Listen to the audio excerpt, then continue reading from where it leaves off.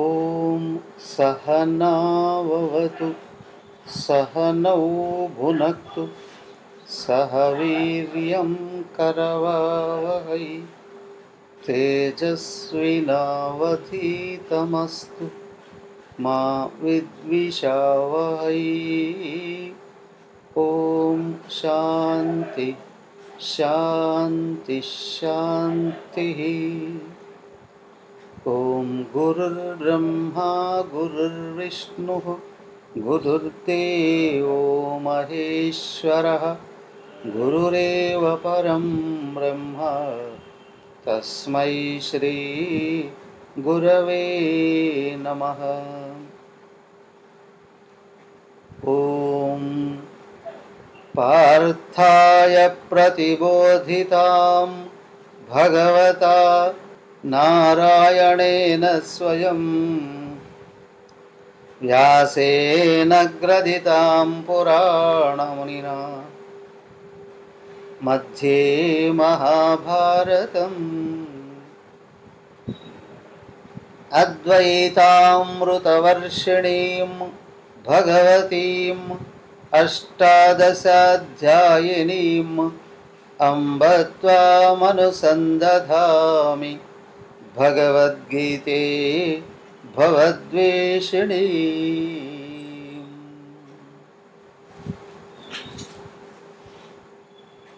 हरि ओम। భగవద్గీత 8వ అధ్యాయం 10 శ్లోకాలు పూర్తి చేసాం.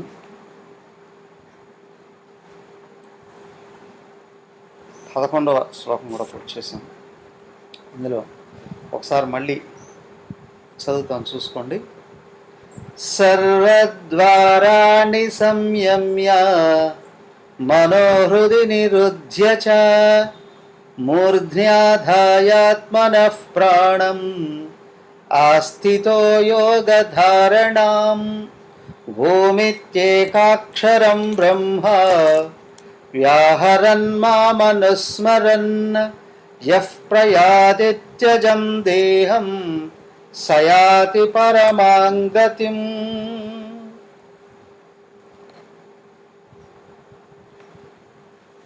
హరి ఓం.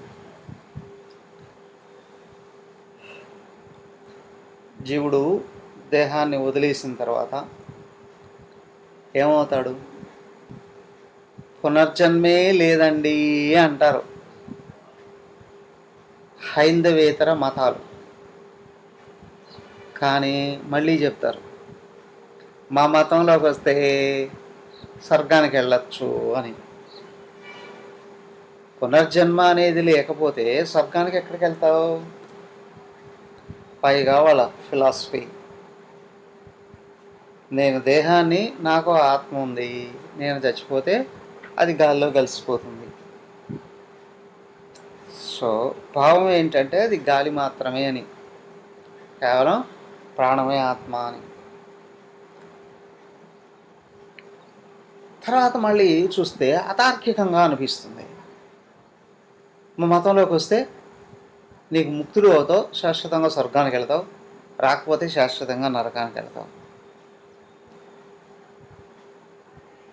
వేదాంతం ఏముంటుందంటే ఇట్లాంటి వాళ్ళని చూసి చిన్నపిల్లవాళ్ళండి అంటుంది. ఇంకా ఇది మెచ్యూరిటీ రాను వాళ్ళండి. కారణం ఏంటంటే సత్యం తెలియట్లేదు వాళ్ళకి తెలిసినటువంటిది అంత మాత్రమే అని. అయితే ఈ అధ్యాయంలో ముఖ్యంగా దీన్నే అంటారు, అనేక రకాలుగా వర్ణిస్తారు ఈ అధ్యాయాన్ని.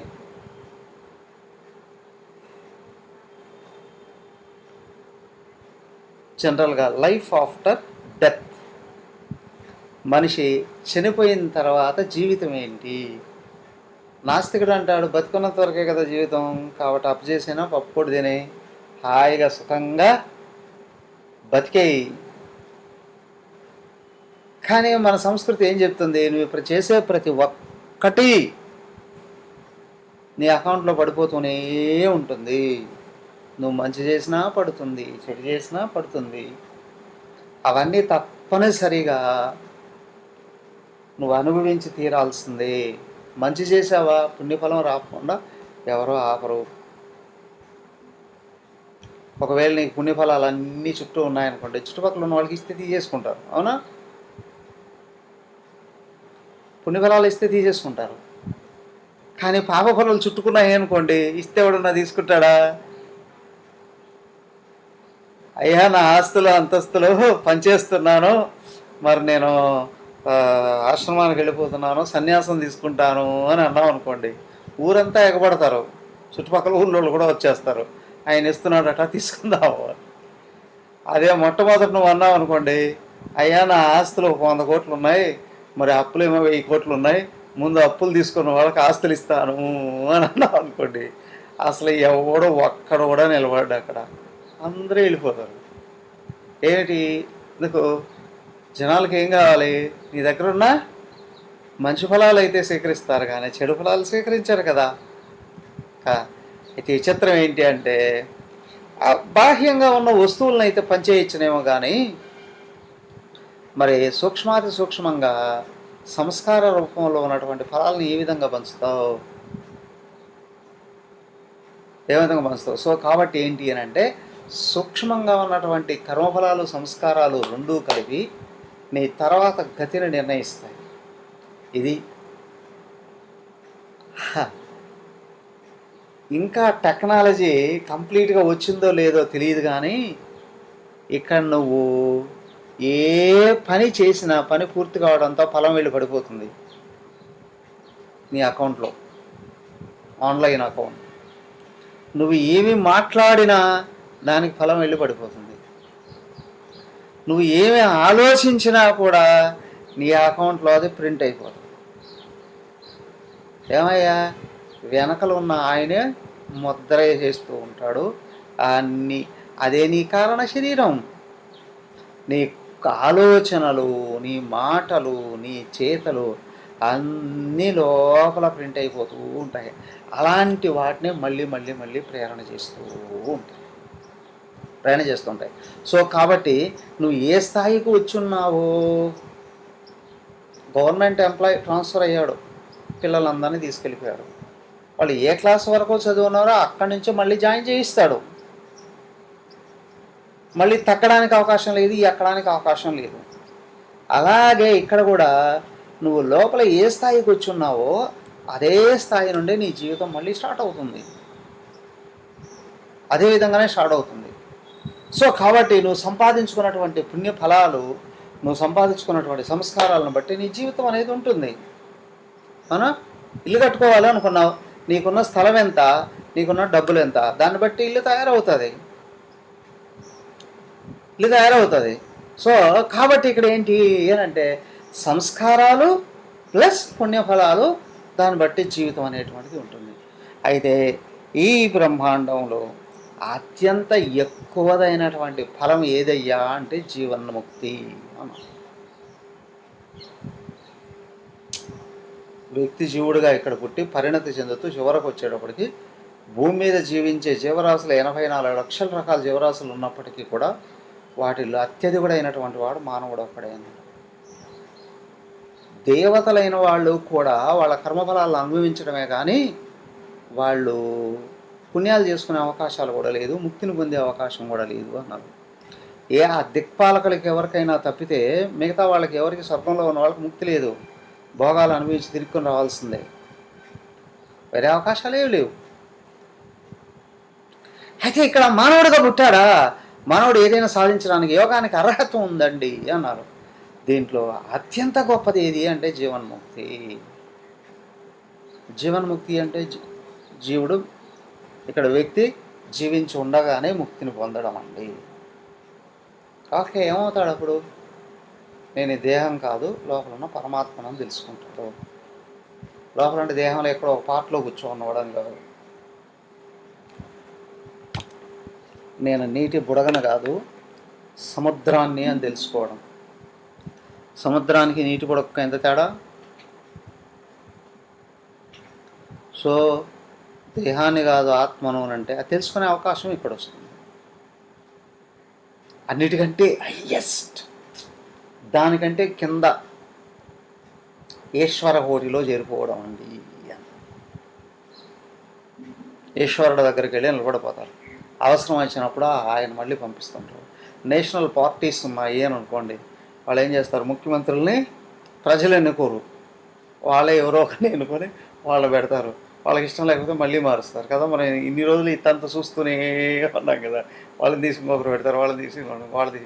ఈశ్వర కోటలో చేరినటువంటి వాళ్ళు ప్రపంచానికి ఎప్పుడెప్పుడు ఎక్కడెక్కడ అవసరం అవుతుందో భగవంతుని ఒకరిని పంపిస్తారు. వాళ్ళు మహాత్ములాగా ఒక ఏరియాలో, ఒక ప్రాంతంలో వాళ్ళు జీవించి ఆ ప్రాంతాన్ని అంతటినీ కూడా ప్రభావితం చేస్తారు, దైవం వైపు తిప్పుతారు. వీళ్ళ ఈశ్వర కోటలో చేరుతారండి. అలాంటిది ఇంతకుముందు చెప్పేశారు. పరమపురుషుణ్ణి చేరుకోవడం అర్హత వచ్చినటువంటి వాళ్ళకే. అందరికి ఇస్తారు ముఖ్యమంత్రిగా, వాళ్ళ లెక్కలు వాళ్ళకు ఉంటాయి. పార్టీని బలపరిచేవాడా, లేకపోతే ఇంకేం ఉంటాయో వాళ్ళ యొక్క ఐడియాలజీని బట్టి వాళ్ళకు ఉంటారు.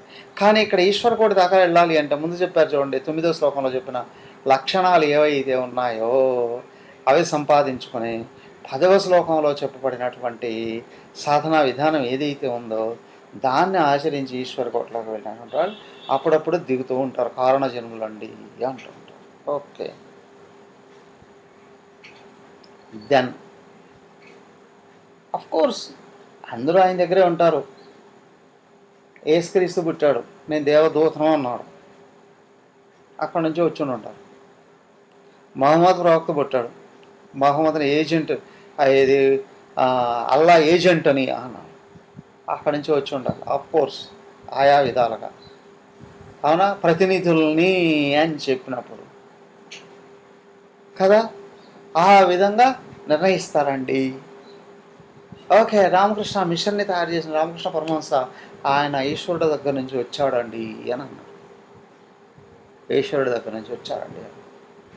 ఓకే, మనము శాస్త్రాన్ని బట్టే నమ్మాల్సిందే. సో కాబట్టి ఏంటంటే ఆయన దగ్గర బోల్డ్ ఎంతమంది ఉంటారండి. ఒక్కోసారి ఒక్కొక్కరిని దించుతాడండి, దించుతుని మొత్తం ప్రభావితం చేసేస్తారండి. ఓకే, దాని తర్వాత చెప్పబోతున్నారంటే దాని కింద ఇంకా చాలా ఉన్నాయి. దాంట్లోనే ఇంకొకటి ఏంటి అని అంటే, నాకు విష్ణుదేవుడు అంటే అత్యంతమైన ఇష్టం, నేను విష్ణుదేవుడి దగ్గరికి వెళ్ళాలి అనుకుంటున్నాను. సాకారోపాసన, భక్తితో ఆయన ఎవరు, భక్త తుకారం వెళ్ళిపోయాడుగా, దేహంతోనే వైకుంఠానికి వెళ్ళిపోయాడు, వైకుంఠం. అవునా, శివభక్తులైనటువంటి వాళ్ళు శివలోకానికి వెళ్ళిపోతారు. అమ్మవారి భక్తులైతే అమ్మవారి దగ్గరికి వెళ్ళిపోతారు కదా. సో కాబట్టి ఏంటంటే వ్యక్తిత్వం అంత స్థాయిలో వికసిస్తే దీనికి లంచాలు, అదేదంటారు, దక్షిణాలు ఉత్తరాలు పనికిరావు. అవునా, దక్షిణాలు ఉత్తరాలు అలాంటివి ఏమీ పనికిరావు. నేరుగా వ్యక్తిత్వం వికసిస్తే అక్కడ దాకా వెళ్ళిపోవడానికి అవకాశం ఉంది. సాకారంలో అయితే ఆయా లోకాలకు వెళతారు, నిరాకారంలో అయితే ఈశ్వర కోట్లోకి వెళతారు. ఇంకా కొంతమంది క్రమముక్తి ద్వారాగా వెళుతున్నటువంటి వాళ్ళ తర్వాత చెప్పబడతారు, బ్రహ్మలోకం దగ్గరకు వెళతారండి. లేదా ఇంకో కొంతమంది పితృలోకం వరకు వెళతారండి, ఇంకో కొంతమంది స్వర్గలోకం వరకు వెళతారండి.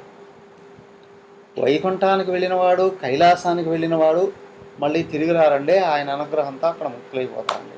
అలాగే బ్రహ్మలోకానికి వెళ్ళినటువంటి వాడు కూడా బ్రహ్మదేవుడు ఉన్నంతకాలం అక్కడ మళ్ళీ ధ్యానం చేసుకుంటే అక్కడ ఆయనతో పాటు ముక్తులైపోతారండి. ఈశ్వర కోటిలోకి ఉన్నవాళ్ళు మళ్ళీ రావడానికి అవకాశాలు ఉంటాయండి.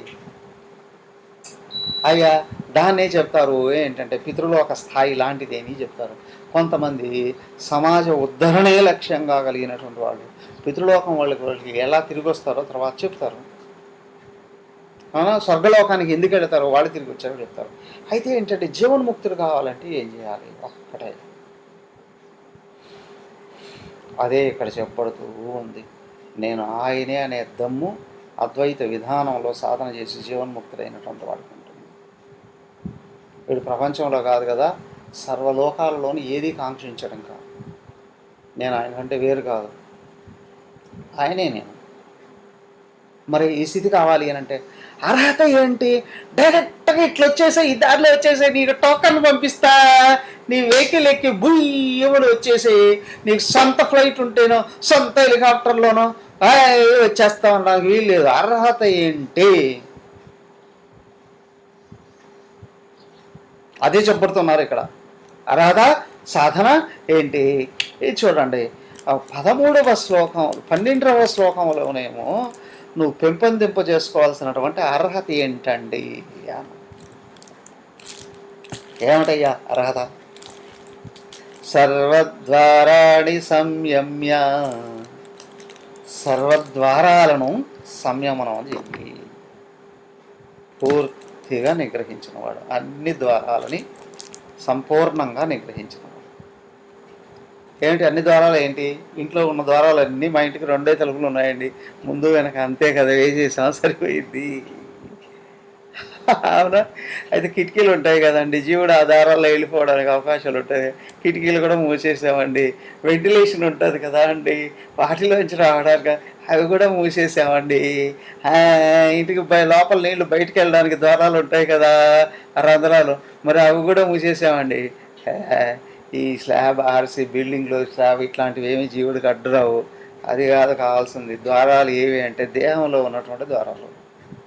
సర్వద్వారాణి సంయమ్య, నీ ఇంద్రియాలన్నిటినీ సంపూర్ణంగా నిగ్రహించుకున్నావా? నీ మాట వింటూ ఉన్నాయా నీ ఇంద్రియాలు? అనేవారు శుక మహర్షి. ఆయన్ని పరీక్ష చేయడానికి జనక మహర్షి దగ్గర పంపించాడు వ్యాసుల వారు. మరి ఆయనే గురువు కదా అంటే వాళ్ళ కొడుకు ఆయన శిక్షణ ఇచ్చుకోలేడా? నా వాడు అనుకున్నాడు అంటే ఎక్కడో సోర మమకారం వస్తుంది.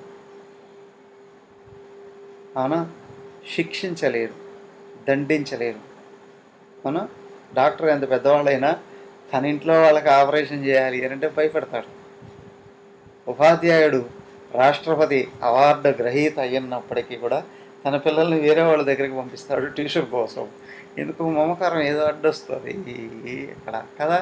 అలాగే జనకుడి దగ్గరికి పంపించాడు, జనకుడు గృహస్థు, మరి ఈయన వ్యాసుల వారు పంపించారు ఆయన దగ్గరికి. మరి వ్యాసుల వారు కదా గృహస్థే కదా అని ఆయన పెళ్లి గిల్లి ఏమీ లేదు, ఏదో గంధర్వ కన్యకు పుట్టాడు ఈయన, అంతే, గుర్తుంచుకోండి. వ్యాసుల వారికి పెళ్లి కాలేదు.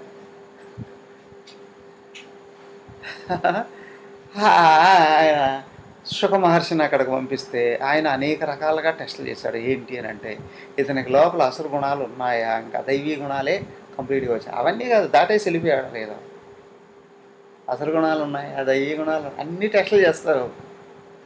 గుణాలు దాటేశాడా, ముక్తుడు అయ్యున్నాడా లేదా, ఈ టెస్టులన్నీ పెడదాము అని అనుకున్నాడట. దేహాత్మభావం ఉంది అంటే తనకి ఎవరైనా సరైన మర్యాదలు చేయకపోయినా, అవమానాలు చేసినా విరుచుకుపడడం జరుగుతుంది. ఆల్రెడీ అప్పటికే అన్ని శాస్త్రాలు ఇస్తాలు రాసి సర్వలోకాలలో ఫేమస్ అయిపోయి ఉన్నాడు ఎవరు? వ్యాసుల వారు కదా. లేదా మహాభారతం రాయడంతో అన్ని లోకాలకు వెళ్ళిపోయాయి ఈయన యొక్క ప్రతిభ. అలాంటి ఆయన కొడుకు సుఖమహర్షి, ఆయన పుట్టుకతోనే ఎట్లాంటి వాడో అందరికీ తెలుసు కదా. అలాంటి ఆయన వస్తున్నాడు రా అంటే మర్యాదలు ఎలా చేయాలి? పీఠాధిపతి కంటే 100 రెట్లుగా చేయాలి. అవునా? జనక మహర్షి దగ్గరికి పంపించేశాడు. ఈయన ఏ రికమెండేషన్ లెటర్లు కూడా ఇవ్వలేదు. అవునా? నేరుగా శుకుడు వెళ్ళి ఆ రాజద్వారం దగ్గర నిలబడ్డాడు. రాజద్వారం దగ్గర నిలబడితే వాళ్ళు ఆగవయ్యా ఇక్కడే అన్నా. 2 రోజులు ఆపేశారట. లోపల రాజుగారు చాలా బిజీగా ఉన్నారు, మీటింగ్లో ఉన్నారు. అవన్నీ అయిపోయిన తర్వాత కానీ ఎవరిని లోపలికి పంపించొద్దని చెప్పి ఆర్డర్ వేసేశారు. మీరు ఇప్పుడు లోపలికి వెళ్ళడానికి వీలు లేదండి అని. సరే అన్నాడు. గేట్ దగ్గర ఆగాడు. 2 రోజులు ఆగాడట. ఈ తర్వాత ఆయనకి ఏదో విషయం తెలుసు. అయ్యా ఎవరో ఒక ఆయనట, శుక మహర్షి అట ఆయన పేరు, ఆయన వచ్చిన్నాడు, గేట్ దగ్గర ఆగున్నాడు, మీకోసం మిమ్మల్ని కలవాలట అని. పంపించండి రా తొందరగా. ఆయన ఎందుకు ఆపారా బయట, తొందరగా పంపించండి అన్నాడు. ఆయన లోపలికి పంపించాడు. ఆయన రిసీవ్ చేసుకోవడానికి ఎలా వచ్చారు? ఎవరన్నా పీఠాధిపతి వచ్చిన వాళ్ళతో ఏం చేస్తారు? ఏ రాజకీయ నాయకుడో, రౌడీనో, గుండానో ఎవరో వస్తే టపాకులు పటాకులు అవన్నీ పేలుస్తారు కదా. ఏదో పీఠాధిపతి మహాత్ముడు ఎవరైనా వస్తే పూర్ణకుంభాలు పడతారు, సాధువులు ఇంటి వస్తారు. ఈయనకి ఎవరు వచ్చారయ్యా అంటే అప్సరసల్ లాంటి స్త్రీలు ఓ డజన్ మంది పైన అర్ధనగ్నంగా అందాలను ఒలకబోస్తూ ఆయనతో చిరునవ్వులు చూస్తూ ఆయన దగ్గరకు వచ్చారట. ఆయన కుశల ప్రశ్నలు వేశారో, ఆకర్షించారో, టెంప్ట్ చేశారో, ఏం చేశారో ఆయన్ని తీసుకెళ్ళారు.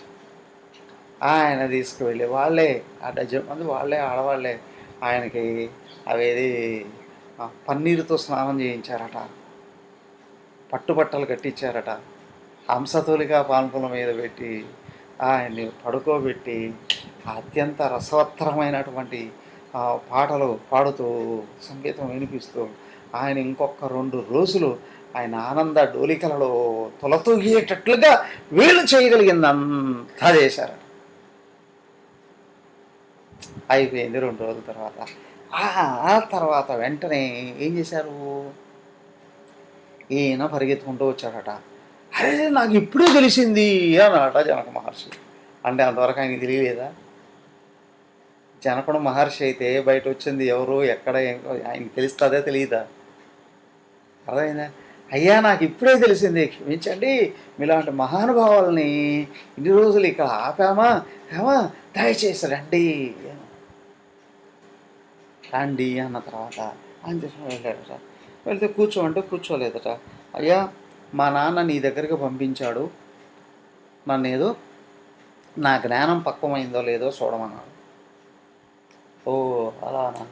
అటువైపు అప్సరసలు లాంటి వాళ్ళు ఇంకొక బోల్డ్ అంతమంది, అక్కడ 100 మంది ఉన్నారు, వాళ్ళంతా నృత్యం చేస్తూ ఉన్నారట. నృత్యం చేస్తూ ఉంటే అక్కడికి పంపించాడట. ఆయన ఒక పాత్రలో నూనె ఇచ్చి, అవునా, ఆ నూనె చేతబట్టుకొని నిండా నూనె పోసాడట. వాళ్ళు డ్యాన్స్ చేస్తూ ఉన్నటువంటి ఆ ప్రదేశంలో 3 రౌండ్లు వేసి రమ్మని చెప్పాడట. ఈయన పాత్ర అట్లాగే పట్టుకున్నాడు, 3 రౌండ్లు తిరిగాడు, తీసుకొని వచ్చి పెట్టాడు. పాత్రను చూశాడు, అయిపోయింది. ఏమైంది చూద్దాం తర్వాత ఏమైందో ఇవన్నీ. ఆ తర్వాత ఏమైందయ్యా అంటే ఆయనకి షడ్రసోపేతమైనటువంటి అద్భుతమైనటువంటి భోజనాలన్నీ పెట్టించారట. భూలోకంలో ఎక్కడెక్కడ ఏమేమి ఎలాంటివి దొరుకుతాయి అన్నీ తీసుకొని పెట్టించేశారట. అయిపోయిందా వాళ్ళు ఇంకొక 2 రోజులు ఆ విధంగా గడిపారట. అది అయిపోయిన తర్వాత దగ్గరకు వచ్చాడట ఆయన. షుకాహిట్ రావయ్యా అన్నాడు. నాలుగు తిరుగు అన్నాడు. ఇంత చక్కెర తీసి నాలుగు మీద పోసాడు. నాలుగు మీద పోసాడు. ఏంటి ఎక్కడ అనేది ఏం తెలియలేదు, చెప్పలేదు. ఈ లోపల ఎవరో పిలిచారట. వస్తున్నా వస్తున్నా వస్తున్నా ఉండు అని అట్లాగే వెళ్ళిపోయాడట. వెళ్ళిపోయిన తర్వాత మళ్ళీ 1 గంట తర్వాత వచ్చాడట. గంట తర్వాత వచ్చే, అయ్యా అప్పుడు ఏదో చేసినట్టున్నానే, నీ నాలుగు మీద ఏదో చక్కెర పోసినట్టున్నా, అది ఇయ్యో పొరపాటుగా పోసాను, నా చక్కెర నాకు ఇచ్చేసి అన్నాడట. 1-2 గంటల తర్వాత వచ్చి ఎక్కడ పోసింది? నాలుక మీద పోసిన చక్కెర 1-2 గంటల తర్వాత వచ్చిన ఆ చక్కెర నాకు ఇచ్చేసి అన్నాడట. ఆడికి తీసి అలాగా తోసేసాడట. తోసేసి ఆయన చెప్పాడట, అరే అరే నాలుగు మీద పోసాను, నువ్వు తినలేదా అన్నాడట. నువ్వు చెప్పలేదు కదా అన్నాడట. నన్ను తినమని చెప్పలేదు కదా అన్నాడట. థింక్, అవునా? 2 రోజులు బయట నిలబెట్టినా నన్ను అవమానపరచాడే అనుకోలేదు. అప్సరసలు లాంటి వాళ్ళతో తీసుకువెళ్ళిపోయి పన్నీరుతో స్నానాలు చేసి హంసతూలికా పాన్పుల మీద ఊహించిన టెంప్ట్ కాలేదు, అవునా? అక్కడ నూనె పాత్రను, అంచులేని పాత్ర, అది కూడా ఆ పాత్ర నుంచి ఆ నృత్యం చేస్తూ ఉన్నటువంటి వాళ్ళ దగ్గరికి వెళ్ళి చొలకలేదు పాత్ర, ఒక్క డ్రాప్ కింద పడలేదు కదా. షడ్రసోపేతమైన భోజనాలు పెట్టినప్పటికీ కూడా నాకు వద్దు అని అనలేదు. ఆహారం లొట్టలు వేసుకొని తిని లక్ష్యాన్ని మర్చిపోలేదు. చివరికి వచ్చేటప్పటికి నాలుక మీద చక్కెర పోసిన నాలుక కూడా ఆయన చెప్పినట్టే ఉంది. ఓయ్ నాలుక, ఆయన ఎందుకు పోసాడో తెలియదు, నువ్వు కూడా టెంప్ట్ కావు. థింక్, సర్వద్వారాడి సంయమ్య. ఏమండి జీవన్ముక్తి కావాలంటే ఇంత కష్టపడాలా అండి? మేబీ అవునా? అవునా? అక్కడ ఏమన్నారంటే కంప్లీట్గా ఆయన ఇంద్రియాలు ఆయన చేతిలోకి వచ్చేసాయి. ఇంకా ఈయనైతే రామకృష్ణ పరమహంసం గురించి కొన్ని రకాలైతే ఇంకా విచిత్రంగా చెప్పడం జరుగుతుంది. మహాత్ములందరికీ అన్ని రకాలుగా పరీక్షలు ఉంటాయి. ఏంటి అని అంటే, శ్రీకృష్ణ పరమాత్మ 16,800 మంది భార్యలు ఉన్నారు. ఆయన ఎప్పుడు కూడా వీళ్ళు నా భార్యలు అని భావం కూడా రాలేదట. వాళ్ళన్నా ఆశ్రయించారో, వాళ్ళకి అవసరమైంది వాళ్ళు ఎక్స్పెక్ట్ చేసేది ఇవ్వాలి. That's all.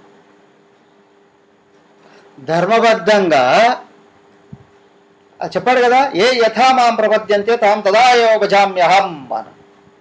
ఎవరు నన్ను దేనికోసం ఆశ్రయిస్తున్నాడో వాళ్ళకి అదే ఇస్తా. భగవత్ లక్షణం. భగవంతుడు అంటే ఆయన భగవద్ లక్షణ స్థితికి వచ్చిన వాడు ఉన్నాడే, ఎవరికి ఏది కావాలన్నా అది ఇచ్చేస్తాడు. అంతవరకే వాళ్ళు ఆ దాన్నే పట్టుకొని ఉండగలగాలి. వాళ్ళు పైకి ఎదగడానికి ప్రయత్నం చేయాలి. కానీ రాగద్వేషాలకు లోనైనా, ఒకరు ఎక్కువ అనుకున్నా, ఒకరు తక్కువ అనుకున్నా, వీళ్ళే నాకు సర్వస్వము అనుకున్నా, అదేంటంటే వ్యక్తిత్వం అయిపోతుంది. అయితే ఇక్కడ ఏంటి అని అంటే, ఎవరైతే మన శ్రేయోభిలాషులో మనకు గురువులో వాళ్ళు మనకు అదే దారి చూపిస్తారు.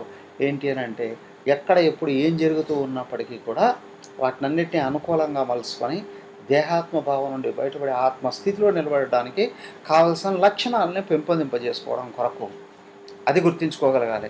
అలాగా ఉండగలిగినప్పుడు క్రమంగా రాను ఏమవుతుంది, ఆత్మ వైభవం అనుభవానికి వచ్చే కొద్దీ సుఖం సహజం అవుతుంది, శాంతి సహజం అవుతుంది.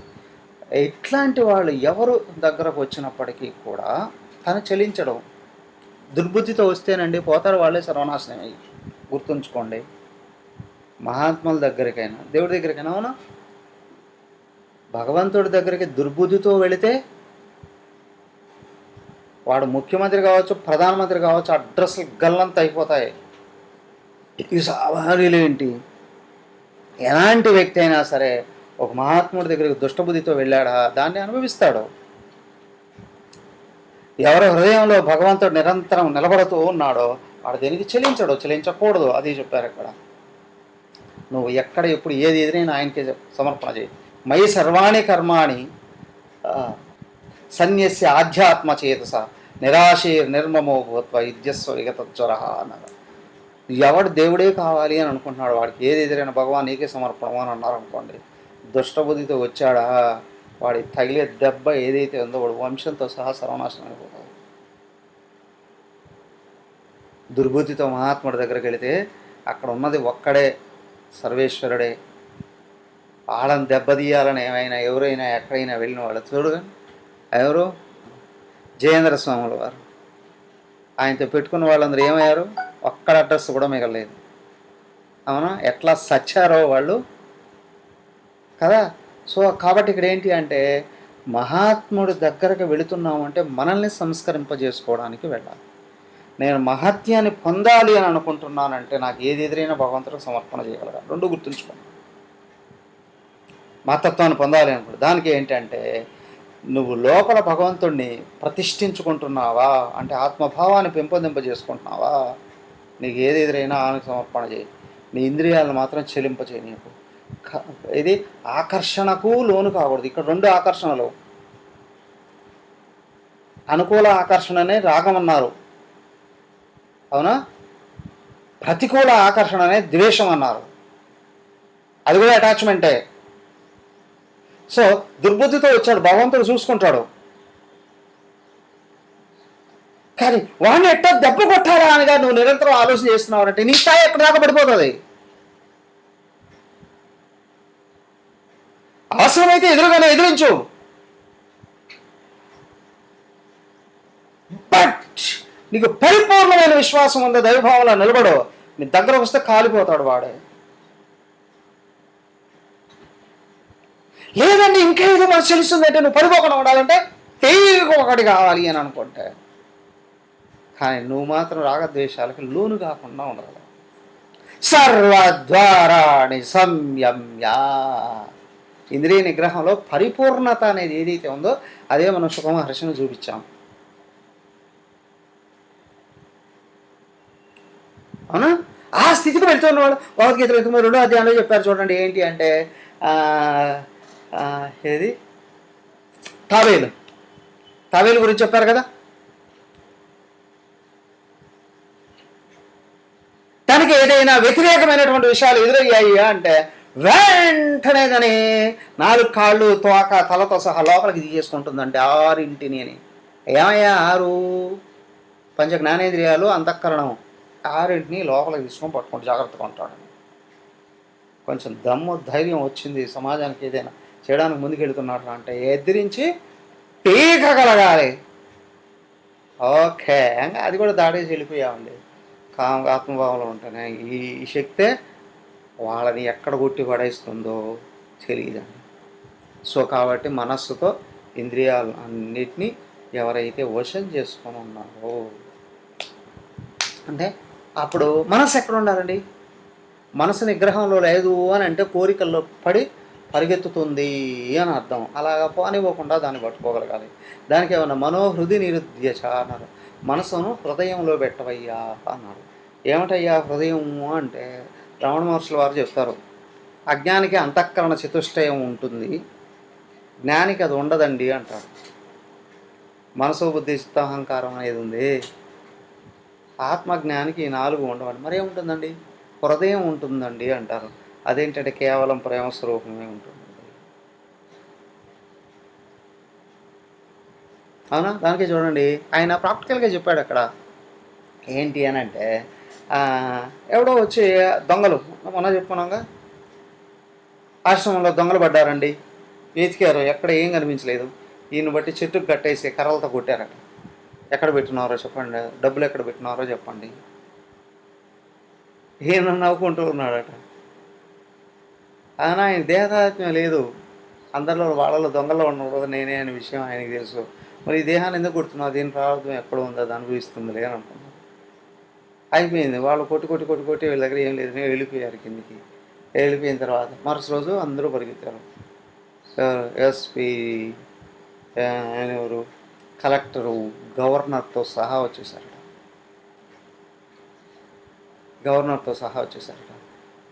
వాళ్ళను భగవాన్ వాళ్ళు ఎట్టుంటారు, కొంచెం ముఖ లక్షణాలు కోరికలు చెప్పండి, సాయంత్రం లోపల పట్టుకొని వచ్చి తీసుకొని వాళ్ళకి శిక్షలు వేసేస్తాము అని. ఎందుకురా అని అన్నాడు. మిమ్మల్ని కొట్టారు కదా, మీరు కూడా కొడుతున్నారు కదా. మేము ఎప్పుడు కొట్టాం మిమ్మల్ని? మీరు పువ్వులతో కొడుతున్నారు, వాళ్ళు కర్రలతో కొడుతున్నారు, అంతే కదా.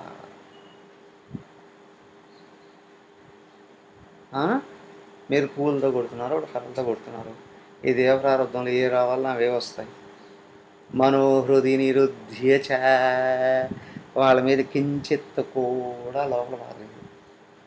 చింత విలాపరహితం అప్రతీకారపూర్వకం అన్న తితిక్షణ అక్కడ, దాన్ని దాడిపోయాడు ఆయన. అవునా? అది ఓర్పు కదా. కానీ ఇదేంటంటే ప్రేమే, వాళ్ళు కూడా బాగుపడాలి.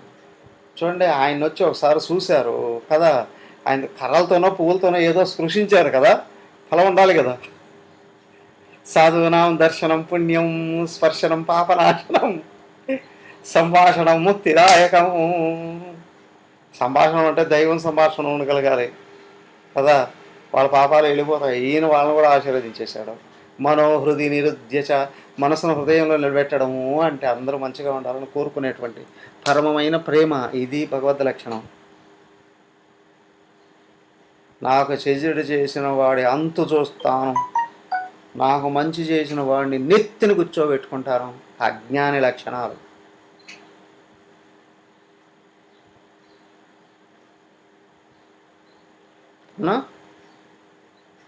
అవునా కదా? విచిత్రం ఏంటి అని అంటే,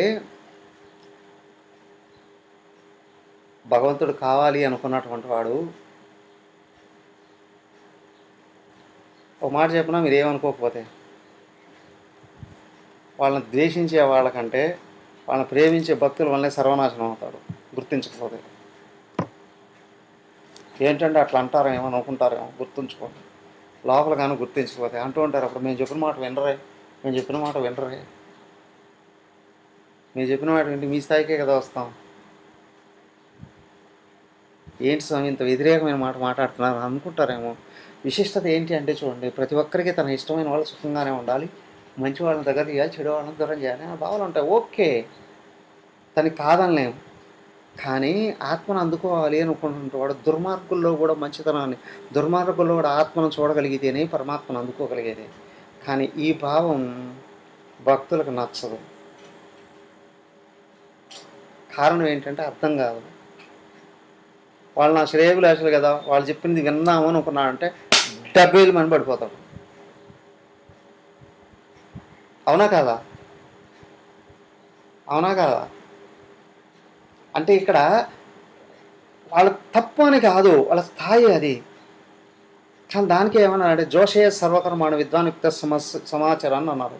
తనను ఇష్టపడేవాళ్ళు తన చుట్టూ ఎంతమంది ఉన్నప్పటికీ కూడా వాళ్ళకి ఏది అవసరం వాళ్ళు చెప్తూనే తనను గుర్తుంచుకొని తన స్థాయిలో కానీ నిలబడకపోతే తన స్థానం నుంచి పడిపోతాడు. ఎందుకు చెప్తున్నాను అని అంటే, కొంతమందికి సాధువులకు కావచ్చు, సత్పురుషులకు కావచ్చు, ఆచార్యులకు కావచ్చు, దగ్గరగా ఉన్నటువంటి వాళ్ళు కూడా, ఒకే సేవలు చేస్తూ ఉన్నటువంటి వాళ్ళు కూడా వ్యవహారంలో నిర్ణయాలలో ఎప్పుడు వాళ్ళు నిర్బంధించకూడదు. నేను చెప్పినట్టు విను అనే భావాన్ని అవకాశం ఇవ్వకూడదు. ఏదైనా చెప్పదలుచుకొని చెప్పేసి చంపలేసుకుని దూరంగా వెళ్ళిపోవాలి. కానీ నేను చెప్పినట్టు వినవే అని అన్నారు అని అంటే వాళ్ళలో బంధువర్గంలో ఒక వ్యక్తిగా మారిపోతాడేమో, కానీ ముక్తుడుగా బయట నిలవలేడు. గుర్తుంచుకోండి బాగా. దానికే ఆచార్యుల దగ్గరికి వెళ్ళాలి నేర్చుకోవడానికి. ఓకే, అఫ్కోర్స్ వ్యవహారాల్లో కొన్ని విషయాలు తెలియదు, తోడ్పడాలి, చేస్తూ ఉండగలగాలి. కానీ వాళ్ళ భావాలకి అడ్డు రాకూడదు. దానికి ఏంటి అంటే ఆ భావాల్ని గ్రహించి వాటిని అనుసరించడానికి ప్రయత్నం చేస్తే భావ శుశ్రూష అన్నారు. ఇప్పుడు ఏమవుతుందంటే గుణాలను అధిరోహిస్తారు, సాత్విక గుణాలని పొందుతారు. వాళ్ళు కూడా అనుసరిస్తూ ఉన్నటువంటి వాళ్ళు సాత్విక గుణాలలోకి ఎక్కుతారు. సో భగవంతుని పొందే అర్హత అనేటువంటిది లభిస్తుంది. దానికి ఇక్కడ మనోహృది నిరుధ్యచ అంటే నా లక్ష్యం పరమాత్మ అయి ఉన్నప్పుడు నా లోపల భూతద్దం పెట్టి వెతికినా ద్వేషం ఉండకూడదు. నా చుట్టూ ఉన్నది కంప్లీట్గా కొలాప్స్ అయిపోయినా పర్వాలేదు, కానీ నేను మాత్రం పతనం కాకూడదు. లక్ష్యం ఇది కలిగినటువంటి వాడు ఉన్నాడే. ఆఫ్కోర్స్ చిన్నపిల్లడు నడక నేర్చుకుంటున్నాడు అని అంటే ఎన్నిసార్లు పడతాడో ఎన్నిసార్లు వేస్తాడో. విచిత్రం ఏంటంటే దేవుడే కావాలి అనుకోండి ఏరుగా వెళ్ళిపోతాడు. కానీ సమాజానికి కూడా ఏదైనా చేసే సంస్కారాలు ఏమైనా ఉన్నాయి అని అనుకోండి అనేక రకాలుగా దెబ్బలు వస్తూనే ఉంటాయి. ప్రతికూలురైన వాళ్ళకంటే అనుకూలురైన వాళ్ళ దగ్గర నుంచే అనేకంగా దెబ్బలు తగులుతాయి, కానీ వాటిని కూడా ఓర్చుకుంటాడు. ఆత్మజ్ఞానాన్ని నిలబెట్టుకుని మనోహృది నిరుద్దేశ కారణం ఒక్కటే, ప్రేమ ప్రేమ ప్రేమ ప్రేమ ప్రేమ ప్రేమ. నాకు దెబ్బ కొట్టిన వాళ్ళు నేను దెబ్బ కొడతాను అనే భావం ఏదైతే ఉందో ద్వేషం, అది రాకూడదు. దానికి ఏంటి అంటే యోగ మార్గంలో వెళుతున్న అవసరాలు నేను చూసుకొని దేవుళ్ళు కలిసిపోతే చాలులే అనుకుంటే ఒకటి, కానీ దైవత్వాన్ని పొంది సమాజానికి ఉపయోగపడాలి అని అనుకున్నప్పుడు, జనులను కూడా సరైన మార్గంలో నడిపించాలి అని అనుకున్నప్పుడు అది పుట్టుకతో వస్తుంది. పుట్టుకతో అనేది కాదు, అనేక జన్మల నుండి వస్తుంది.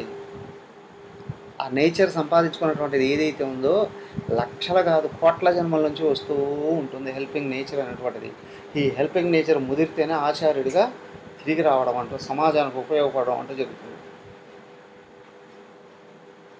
సో దీంట్లో ఎత్తుఫలాలు బోల్డ్ బోల్డ్ బోల్డ్ బోల్డ్ బోల్డ్ బోల్డ్. ఎవరో సాయిబాబా జీవిత చరిత్రలో ఎక్కడో ఆయన కూడా అంటారు మాకు కూడా పరీక్షలు ఉంటాయండి. ఏమిటయ్యా పరీక్షలు? ఇదిగో మనోహృది నిరుద్దేశ, నువ్వు ఈ ఉపాధులని ఆయన చేతిలో పనిముట్లుగా మలసే ప్రయత్నంలో ఉన్నావు అని అంటే నీకు అనేక దెబ్బలు తగులుతాయి. కానీ నీ లక్ష్యం ఆయనే, మర్చిపోకూడదు. ఇటు చూస్తే అందరిలో ఆయన్నే చూడగలగాలి. మనోహృది నిరుద్దేశ. గురుదేవుడు హిమాలయాల నుంచి దిగొచ్చేటప్పుడు తపోవనుడు అనేక సార్లు అడ్డుపడ్డాడు. వద్దు చిన్నమయ్య నిన్ను లాగేస్తారు, వద్దు చిన్నమయ్య నీ మాటలు వినరు, వద్దు చిన్నమయ్య నిన్ను సంసారిగా మార్చేస్తారు, అనేక రకాలు చెప్పాడు. కాదు రాపడ్డాడు. కానీ అక్కడి నుంచి ఏదో సమష్టి ప్రారంభం పిలుస్తూ ఉన్నట్టుంది అని కదా. ఆ సమష్టి ప్రారంభం ఎదురు చూస్తూ ఉండేటప్పుడు అత్యంత జాగ్రత్తపడి ఉండగలగాలి, అత్యంత జాగరూకుడై ఉండగలగాలి. శత్రుభావంతో వెళ్ళేవాళ్ళు ఉంటారు, కానీ వాళ్ళల్లో కూడా దైవాన్ని నువ్వు చూడగలగాలి. మిత్రభావంతో వచ్చేటువంటి వాళ్ళు ఉన్నారు, వాళ్ళతో అత్యంత జాగ్రత్తగానే ఉండగలగాలి. అంటే వాళ్ళేదో నీకు చెడు చేస్తారన్న కదా, నీ స్థాయి నుంచి నువ్వు జారిపోకుండా నువ్వు నిలబెట్టుకోగలగాలి. మనోహృది నిరుధ్యచ, దాన్ని ఏంటంటే ప్రేమే ప్రేమే ప్రేమే ప్రేమే ప్రేమే ప్రేమే ప్రేమే. వై? నీ లక్ష్యం భగవంతుడు, అందరిలోంచి కనిపించేవాడు భగవంతుడే. అందరి క్షేమాన్ని కోరుకోగలగాలి.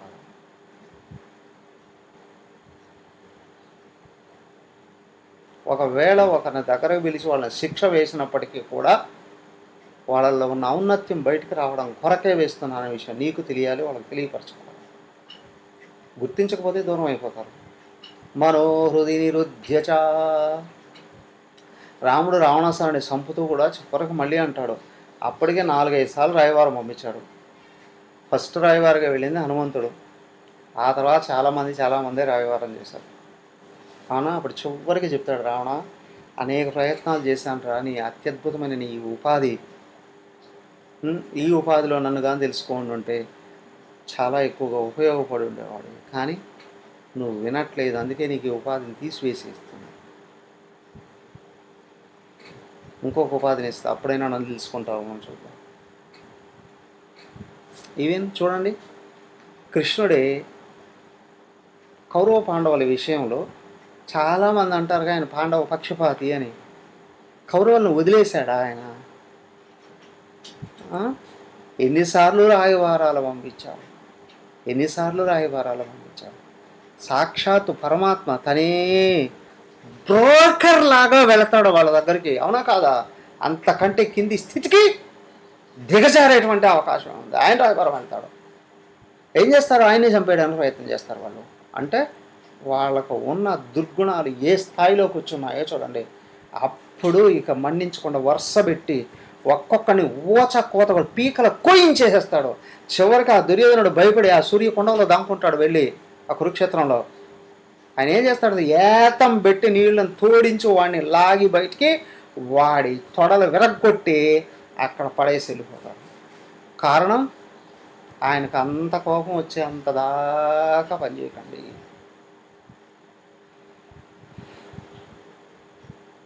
మహాత్ముడికి కోపం రానివ్వకండి, భగవంతుడికి అసలు కోపం వచ్చే పరిస్థితులే రానివ్వకండి. మనోహృది నిరుధ్యచ. ఎన్నిసార్లు చెప్పాడు. భగవంతుడి మాట వినకపోతే అధికారం మదం తలకెక్కిందిరా అంటే ఏమవుతుంది? కొంపనాశనం కాదు, వంశనాశనం జరుగుతుంది. అవునా? రావణాసురుడు వంశం జాగ్రత్త పడి పరిగెత్తుకుంటూ వచ్చి రాముడి కాళ్ళు పట్టుకున్నాడు కాబట్టి విభీషణుడు మిగిలాడు అక్కడ వాళ్ళకి పిండం పెట్టడానికైనా. ఆ విభీషణుడే అంటాడు, మా అన్నకు పిండం పెట్టను అంటాడు. ఇది మా అన్నకు దహనకర్యాలు చేయను అని అంటాడు. ఆల్రెడీ ఒకడేమో పోయి పడిపోయాడు సముద్రంలో, ముక్కలై సముద్రంలో పడిపోయాడు. అవునా? వాడు కాల్లో చెయ్యో ముక్క కూడా దొరకలా దహన కార్యాలు చేయడానికి. ఈ రెండో వాడు రావణాసురుడు తలకాయ ఎగిరిపోయింది, ఎగిరిపోయి సముద్రంలో ఎక్కడో పడింది. వాడు ఒట్టి మొండానికే దహన కార్యం ఏమంటే నేను చేయలేని ఇంత దుర్మార్గుడు మా వంశాన్ని సర్వనాశనం చేశాడు, వీడికి నేను దహన కార్యాలు కూడా చేయను అని అంటాడు విభీషణుడు. అంత కోపం వస్తుంది విభీషణుడికి. అయ్యా బతుకున్నంత వరకే అవన్నీ, చనిపోయిన తర్వాత ఇంకేమో రానివ్వకు, దయచేసి వెళ్ళి చేయకు. చచ్చిపోయిన వాళ్ళు అందరూ దేవుడితో సమానమే. రాముడు దగ్గరకు తీసుకొని ఓదార్స్తాడు విభీషణుని. విభీషణుడికి ఉంటుంది లోపల ఏంటంటే మా అన్నాని కాదు, వాళ్ళ వంశం సర్వనాశనం కావడానికి కారణం వీడేగా కదా. ఆ తర్వాత కొంచెం దిగొచ్చి చూస్తే మహాభారతంలో చూడండి, దుర్యోధనాదులు ఈ ధృతరాష్ట్రుడు ఆపాలి అని అనుకుంటే ఎప్పుడైనా ఆపేసి ఉండొచ్చు. కానీ వాడి కొడుకు మీద వాడుకున్న మమకారం ఏదైతే ఉందో, 100 మంది కొడుకులు పుడితే వాళ్ళందరికీ వీడే వెళ్ళి, తర్వాత మన వాళ్ళకు కూడా, కొడుకే కాదు మన వాళ్ళకు కూడా, వాళ్ళకందరికీ ఉన్నారు, అందరికీ కొడుకులు ఉన్నారు, వాళ్ళందరికి కూడా వీడి చేతనే పెట్టిస్తాడు. ధృతరాష్ట్రుడు చేతనే దహనం చేయిస్తాడు. ఇదే కర్మలన్నీ పితృకర్మలు చేయాల్సినటువంటి వాళ్ళు కొడుకులకే పిండాలు పెట్టాల్సిన అవసరం ఎవరికి వచ్చింది? తండ్రికే వచ్చింది. కారణం ఇంతకంటే శోచనీయం ఒకటి ఉంటుందా? ఒక్కగానో కొడుకండి, దూరం ఇప్పుడు ఎక్కడ పోయాడో తెలియదండి అనే బాధ వేరు. 100 మంది కొడుకులు, వాళ్ళకి బోల్డంత మనవాళ్ళు, వాళ్ళందరికీ పిండాలు తాతగారు పెట్టాల్సిన అవసరం వచ్చిందంటే ఇంతకంటే కర్మంగా ఒకటి ఏది ఉంటుంది? థింక్. చివరికి తన గతి ఏమైంది అంటే, వాళ్ళు ఎప్పుడు చచ్చారో ఎట్లా చచ్చారో ఎవడికి తెలియకుండా చచ్చిపోయారు. ఆ గాంధారి, వీడున్నాడు ధృతరాష్ట్రుడు, వీళ్ళిద్దరూ ఆశ్రమంలో మంటలు పడి, అడవి ఆ మంటల్లో చిక్కుని కాల్పి చచ్చిపోయారు. కొద్ది రోజుల తర్వాత వచ్చారు, వీళ్ళ దగ్గర నుంచి వర్తమానాలు ఏవంటే ఆశ్రమమే లేదనండి అనేసారు. వనప్రస్థ ఆశ్రమమే లేదండి అనేసారు. కారణం అవునా, భగవంతుడితో చెలగాటం ఆడారు. మనోహృది నిరుధ్యచ. చూడండి, వెతికితే ఎన్ని భావాలు ఎక్కడెక్కడి నుంచి వస్తుంటాయో ఇవన్నీ చూడండి. ఏంటి అంటే, నువ్వు దైవానికి దగ్గర అవుతున్నావు అంటే నీ లోపల ప్రేమను పెంపొందింపజేసుకుంటున్నావు అని.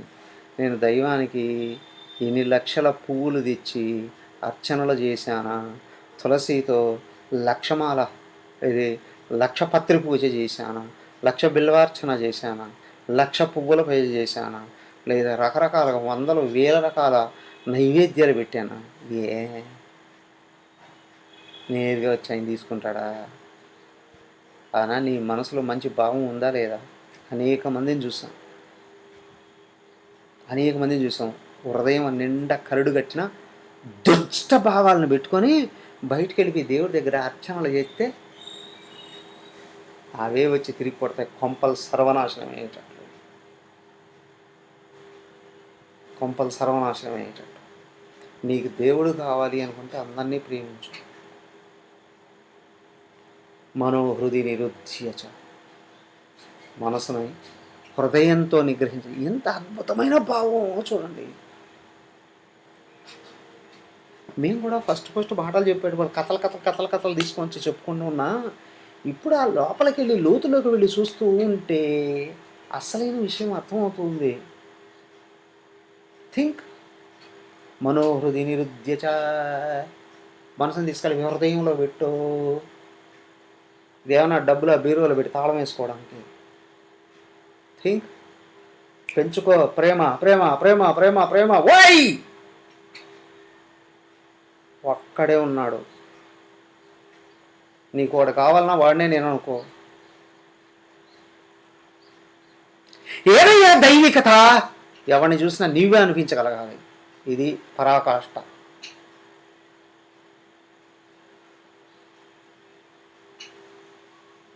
అకారణ దయా సింధు.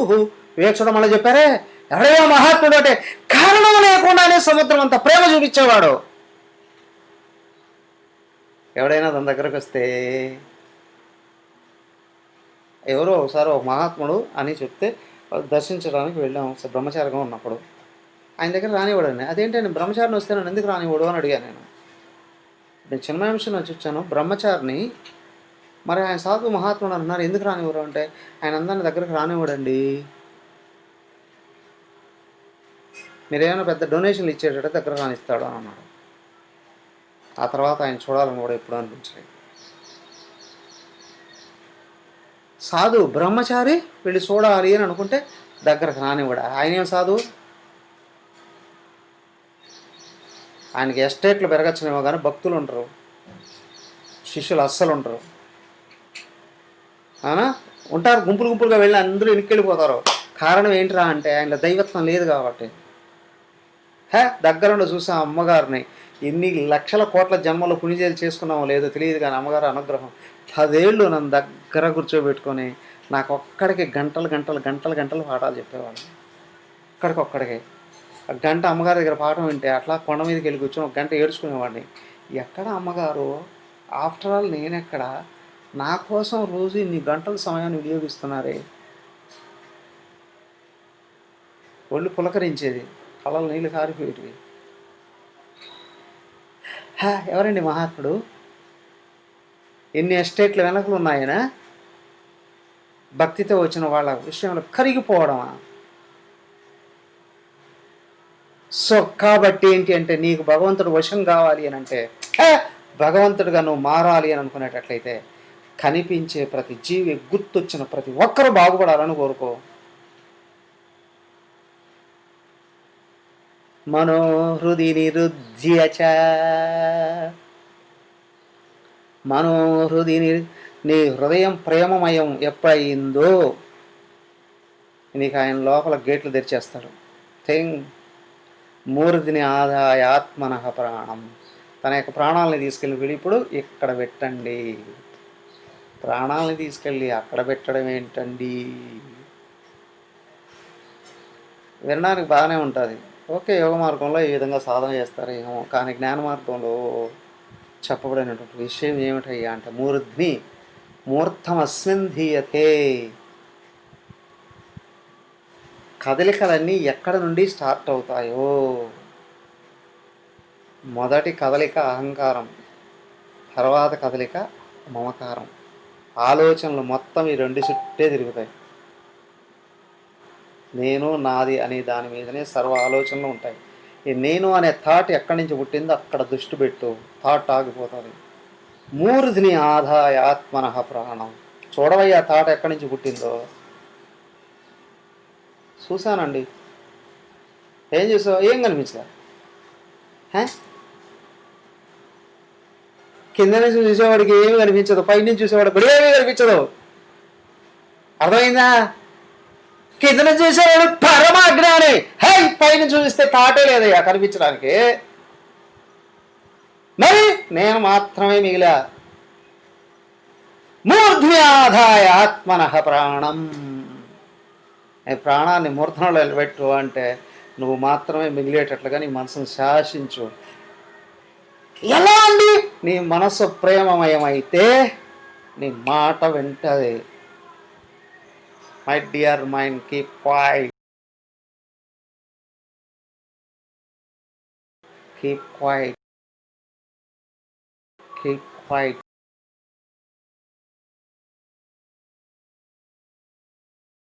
ఏముందండి? నువ్వే మిగులుతావు. కాదయ్యా, ఆయన మిగిలాడు. పరమమైన కృతజ్ఞత పెరుగుతుంది లోపల. యోగధారణ మాస్థిత. ఇదయ్యా చివరగా నిలబడాల్సినటువంటి యోగం. ఆస్థిత యోగధారణ. నిలబడవ ఆ స్థితిలో ఎంతసేపు? శాశ్వతంగా దాన్ని పోనివ్వకు. అది నువ్వు అనే భావాన్ని వదలకు. తదాస్తు. మిగతా రేపు చూద్దాం. హరి ఓం. ఓం సర్వే భవంతు సుఖినః, సర్వే సంతు నిరామయాః, సర్వే భద్రాణి పశ్యంతు, మా కశ్చిద్ దుఃఖభాగ్ భవేత్. ఓం శాంతి శాంతి శాంతి. హరి ఓం. శ్రీ గురుభ్యో నమః. హరి ఓం.